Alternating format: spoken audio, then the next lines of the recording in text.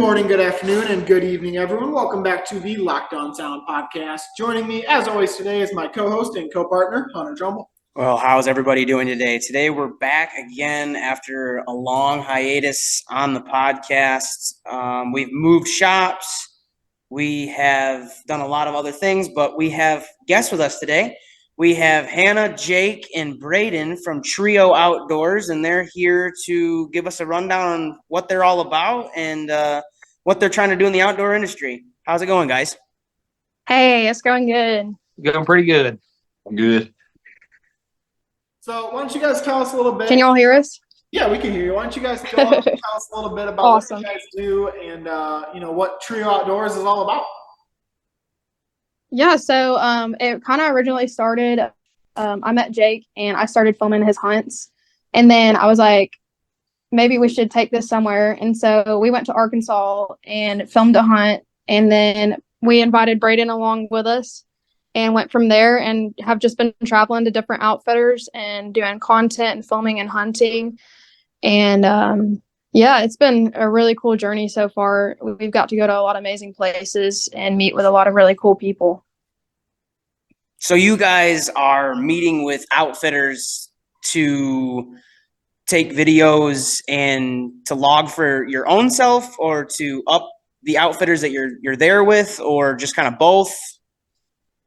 It's both. So we'll go in somewhere and sometimes it'll be, for marketing for both of us, or we'll go in and just vlog our own hunts. So it's a little bit of both. And it's become kind of like a business now where people will contact us and be like, hey, would you like to come hunt here? And if you film, can we get some of your content as well for our social medias? So there's three of you guys, obviously. So do each of you run a camera when you're doing this kind of thing? What roles does each of you guys have? I think you're Hannah, the primary recorder, right? So I'm guessing somebody does editing and stuff like that, or how's that work? So I do all the photography and videography and the editing, and then the boys hunt and, they film some and take photos some. So that's really helped me a lot as well. So how many, I guess maybe I'll start with a different question. So what's the process like? Are you guys reaching out to a lot of these guide companies and they're, letting you guys come out, or are they reaching out to you guys? Are you traveling the country? You're in Alabama, right? So are you just in Alabama, or are you traveling the country all around? Yeah, so we're based in Alabama, but we travel all around. It's kind of 50-50. So some places will be like, hey, we'll take content for y'all and trade for a hunt. Or guides will reach out to us and be like, hey, we really need some social media content. Would y'all be willing to come out and film? And, we can strike up a deal and y'all can come hunt as well. So all of it is pretty much, us hitting the road every weekend from Alabama and driving all over the place and hunting and filming. Alabama season's over now, right? Yes. So when did you guys' season end? I believe the 31st. Gotcha. So why don't you ducks. How'd your season end up going? Because I know for up here for us, we didn't really get cold till after the season, so our migration kind of sucked a little bit. Right. So here, honestly. Go ahead. Yeah, so honestly, the migration to Alabama was pretty rough this year. I mean, we had a cold snap, and there were some ducks that were coming in, but it kind of just depends where we're at. We're not really in necessarily a great spot for ducks, but south of here, about an hour and a half or so, they have a really good spot down there occasionally where ducks come in, and they'll do pretty good. Get some, some mallards and some teal and woodies. So here, I feel like we didn't really hunt as much this season. We kind of more so traveled, to Arkansas or Colorado to duck hunt. So, season here was really slow. So which of you guys' states was your favorite to go to this year? What states did you do good in? What kind of species are you guys killing? Let's dive into your hunts a little bit. I would say, what would y'all say y'all's favorite? Texas. Texas was pretty good. Yes. Texas, we went out there, we killed a 19-man limit of specs, and we had tons of birds come in, all kinds of breeds. We had some pintails flying to the hole, and we saw cinnamon teal. And then Colorado, it was it's no doubt up on top of the list too. We went up there originally, killed some Canadians, and it turned into a duck hunt in a field. We killed A 9-man limit. Yeah. mallards. 9-man limit of mallards. Wow. That's a good hunt right there. That is a good hunt. Yeah. Oh yeah. Yeah, it was insane. I honestly have never experienced anything like that. I mean, we were sitting there calling in geese, and out of nowhere, we just saw a huge group of mallards. And so they started calling, and they were just in our face for like 2 hours straight. Now, for all of our tech people listening, they wouldn't mind a rundown of some of the equipment you're using to capture this footage. What are you bringing out there if it's raining, snowing? What are you carrying out? What are you packing in? That type of thing. So I run a Canon EOS R5, and I've been running that for a while now with just a regular 50 mm lens, and then an 100 to 400 mm, and then an 85 mm. And that's done pretty well with getting this type of footage, especially if I want to get really close shots of the birds flying, or, super far away, with being able to capture everything in the blind with everybody popping up and shooting. With waterproof stuff, especially in, the climates that we're in off and on, I have a case that I store my camera in, depending upon what situation I'm in.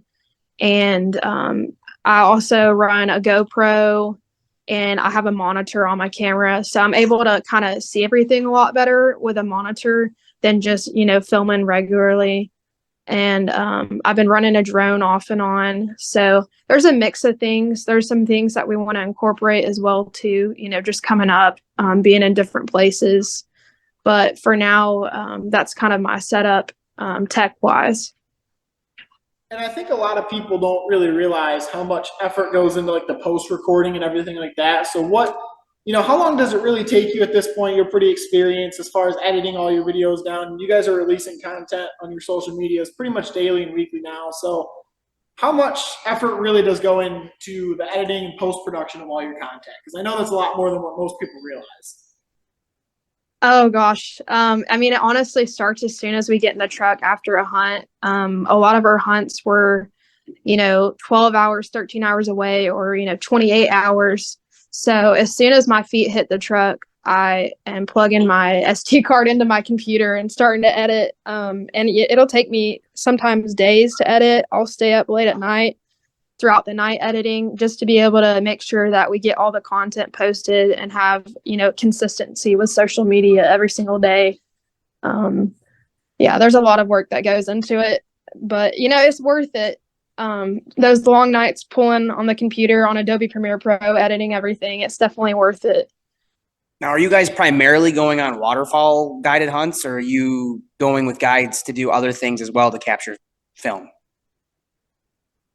So we did a huge amount of deer hunting during deer season, and that was really cool. I really liked being able to switch up something, because I've primarily done waterfowl hunts and filmed waterfowl hunts before our group started. And so it was really cool to be able to start up and edit everything and be able to be in the deer industry and film that. But we've been going around mostly doing waterfowl, and yeah.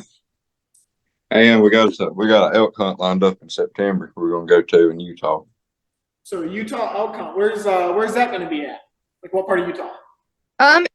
It's going to be right outside of, oh gosh, let me think of the area. I'm trying to think. Tabiona. Okay, gotcha. Yeah, so we've kind of like switched it up this year. We're going to be doing our Grand Slam, going all over and hunting turkeys, and then we're planning to do that elk hunt and film the whole thing. So I'm super excited for that, just switching it up, something different than doing waterfowl all the time. So we have a lot of, we traveled around to a couple guides last year and did some hunting in Kansas and stuff like that. And we have quite a bit of guides that listen to our podcast. So another thing I wanted to make sure I touched on, since you guys have been to a ton of guides, is some of the good things and bad things you guys have seen. We've had some good experiences and bad experiences we've talked about on the podcast, and I'm sure you guys have too, right? Yes. Honestly, there was one hunt that Jake and I went to, and it was rough. Just the way that the head guide had treated the other guides was really weird to see. Just being like going to multiple different places and just seeing the way that he treated his guides and even his dog. And then just the inconsistency throughout the whole hunt was really off-putting compared to other hunts I've been on. I think the main thing with like bad things with guiding is just customer service, and then the way that you treat your other guides and your dog. That's the one thing that always bothers me when I go in somewhere and have a bad experience, is just the way that they treat everybody around them. Yeah, that's probably one of my top like cons about a place we went to recently. Now, I won't make you say what guides you had bad experiences with, but are there any that you want to kind of give a shout out to or highlight that you had a really good trip with or have had multiple good trips with? One of the best hunts we ever done, and best guide service is definitely Flying S. They run out of Stuttgart, Arkansas, and John is the owner and the head guide, and that place is top notch. The way that they run everything, the way they treat their clients, the way they treat their dog, and just everything all around. That was one of the best places we've ever been to. So big shout out to Flying S and everybody there. We absolutely love them. And I have to also say Platte Basin and Spec Ops. Oh yeah. They're all three of these were in totally different parts of the U.S., but all of them do great things with how they're doing everything, how they're running everything. They don't charge like people outrageous prices. They're nice to everybody. When you get there, they meet you. They don't just kind of put you in your seat and walk off. They do great jobs at calling and picking their spreads. They're both phenomenal. They're all phenomenal places. Mm-hmm. So I guess I want to get into some of the things that you guys are bringing. You guys said you're doing hunts. So what kind of guns are you guys shooting? What's your ammo of choice, camo of choice? Okay. So mainly we're wearing Sitka, and if we're hunting flooded timber and stuff, most of our stuff would be Drake, but 90% of our stuff we wear is Sitka. Mm-hmm. And then Braden, my choice of gun is a Winchester SX4 and 12 gauge, and I only shoot my ammunition through it. Mm-hmm.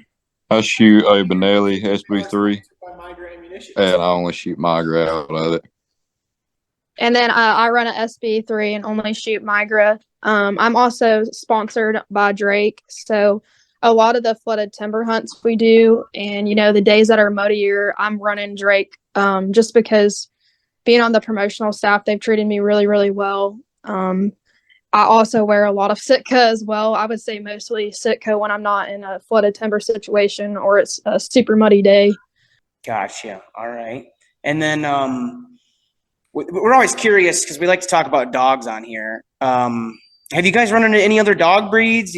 Mostly labs? What are all these guides running? So Platte Basin, actually, they run GSPs, and we weren't able to hunt with them that day because we went to a special spot.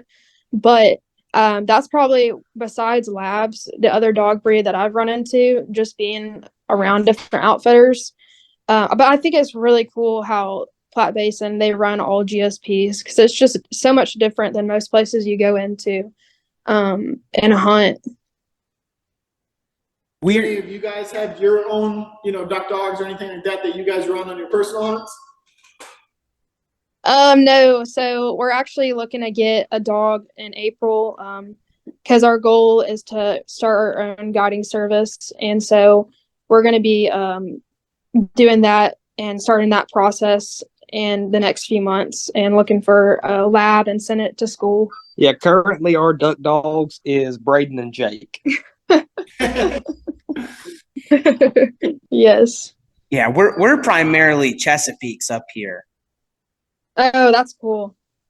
Just because we hunt ice almost probably Right. half of the year we're running ice. Yeah, a lot of our Instagram videos and YouTube videos and stuff that we put out, you guys see us breaking ice with our boats and everything. So that thick fur and thick coat of skin that they have really helps them stay warm, because I'd say aside from the first couple weeks of our season, you're probably looking at 20 below temps. 20 degrees and below. Thank you for listening to Locked On Sounds podcast. We want to take a moment to thank one of our most important sponsors, Slap and Tails Guide Service. Captain Justin Dixon is a USCG licensed captain and has 20-plus years experience fishing the Saginaw Bay and the Detroit River for walleye and perch. He is personable, knowledgeable, and wants to see you succeed. He makes sure you achieve what you are after. They run a brand new 21 Polarcraft Outlander, which has lots of room while jigging and trolling. You'll have a great time and take some great tasting fish home for the table. Now back to your favorite podcast. Yes, so I'm sponsored by Feathernet and Ridge Belts. They've been super good to me, posting my content and giving me products that I need to be able to hunt successfully, especially Ridge Belts. Their belts are great. I mean, I can't imagine walking the amount that I walk, especially during deer and turkey season, without using their belts. Yeah, so really, really thankful for those sponsors. That was like 8 shots after. We had to make sure they died. It kept going. That was freaking amazing. I was late on target, but I sent to him. Braden, what you got? Huh? What I got? Yeah. I got bored. Got some stuff in the works for sponsorships right now. We can't really announce yet, but super excited about that. So I'm not familiar. What was the first one you said? Feathernets? Yeah, so it's Feathernet Outdoors. They run different hunts in Ohio, and they post a lot of stuff on social media of different hunters, as well as YouTube videos that they also pay you per post. So like if you post something for them, or you post a YouTube video and you upload it through them, they'll pay you a certain amount. Another sponsor I have is Antlers Edge too. They sent a bunch of deer corn and stimulants to be able to attract deer. And those actually worked super well this deer season. We had a really good time. And actually we put stuff out 2 weeks before, and then a week later had deer come into that spot consistently. So that's another really good sponsor we have. That's something I really wish we could do up here. We're not allowed to bait whatsoever here in the southern peninsula of Michigan. So I really wish we'd be able to, indulge into some of the baiting. Oh, that's crazy. Oh, wow. Yeah, I couldn't imagine not being able to use corn. We've come across that a lot with southern hunters. It's much different. Yes, it sounds a lot different. So you guys obviously hunt a lot, as we've been talking about. Do you guys have any hunting stories you want to share? I know the three of you guys had to get in some fun hunts at some point this year. Yeah, we got a few. What do y'all think? Y'all got any hunting stories or any funny ones? I did fall last time we hunted in Alabama, I was wading in the water and I hit a log, ended up falling in and almost dropped my camera in the water and flooded my waders, and it was like 38 degrees that day and had to wear wet waders the whole entire day, up the river, down the river. It was awful. We got stuck in Oklahoma almost coming home from Colorado one time. We got stuck in an ice storm. Yeah, that was rough. Oh boy. Yeah, we got stuck in one of the worst ice storms I think I've ever been in. We were coming on the Kansas and Oklahoma line, coming back from hunting in Colorado, and the truck fishtailed so bad, and all of us looked at each other like, what's going on? And then it just popped up ice storm warning. So we drove, I guess it would be like 5 or 6 hours because we had to go so slow, straight through ice. That's not a very fun drive. No. Yeah, it was rough. Or I think another funny one would be whenever we were deer hunting, Jake killed a deer, and this was during like rut. And after the deer was shot, the deer was just laying there, and there was other deer still walking up, right? Yes, it was crazy for me because I could hear the deer grunting in the woods before it came out. Does came out of the woods. Bucks started chasing them. I shot one of the bucks. Everything started dying down. The next thing you know, those come back. There's more bucks chasing. It was just nonstop. And there's a Non-stop dead deer action. just laying there. Yes, there's just action going on. Yes. I end up having to scare them deer off so I can get out of my stand. Thank you for listening to Locked On Sounds podcast. We want to take a moment to thank one of our most important sponsors, Migra Ammunitions. The Migra stacked load is engineered using their patented technology, which gives Migra shells consistent bulk density and pattern uniformity, while maximizing versatility in the field. Based out of South Carolina, Migra Ammunitions is at the forefront of shotgun shell innovation. Drawing from proprietary technology from the defense sector, Migra Ammunitions manufactures shotgun shells with quality and value in mind. Built out of passion by its founders, Migra shells are oriented towards the passionate waterfowlers. Now back to your favorite podcast. Now, you guys go out to obviously video a lot of your guided hunts and stuff. Have you guys thought about going out to any of the rec shows, like down in Pennsylvania, the NWTF, anything like that, and doing content for the shows? Yeah, so I've actually thought about doing stuff for the NWTF. We're gonna be there and meeting with different people, shaking hands.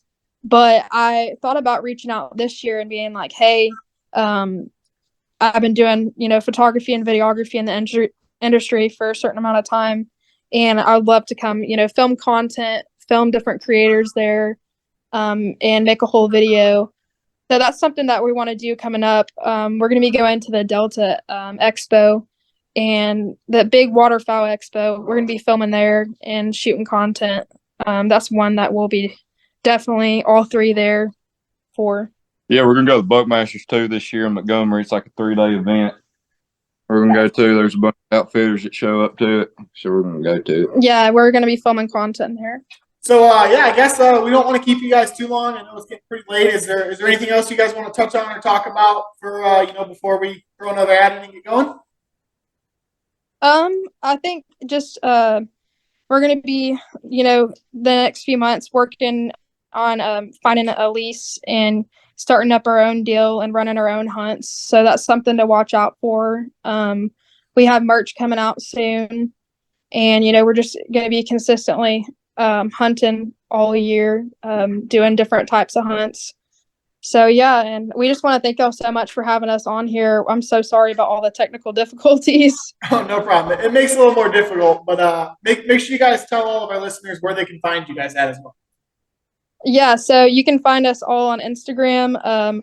Our main Instagram is Trio Outdoors 3. And then all of our Instagrams are Hannah K. Burch, Jake 7 Higgins, Braden Hunt 6. And we have YouTube as well. It's Trio Outdoors 205. So those are all the socials you can find us on. TikTok is Hannah K. Burch. I've been on there for a while now. So, yeah, super, super thankful y'all had us on here.